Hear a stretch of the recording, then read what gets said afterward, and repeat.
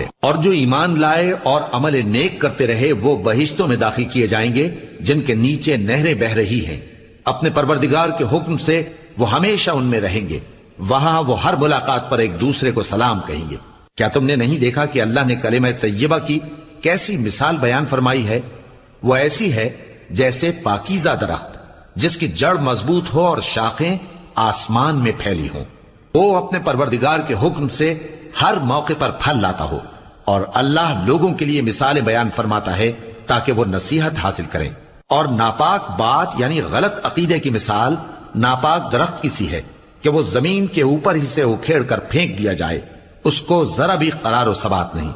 اللہ مومنوں کے دلوں کو صحیح اور پکی بات سے دنیا کی زندگی میں بھی مضبوط رکھتا ہے اور آخرت میں بھی رکھے گا، اور اللہ بے انصافوں کو گمراہ کر دیتا ہے، اور اللہ جو چاہتا ہے کرتا ہے۔ کیا تم نے ان لوگوں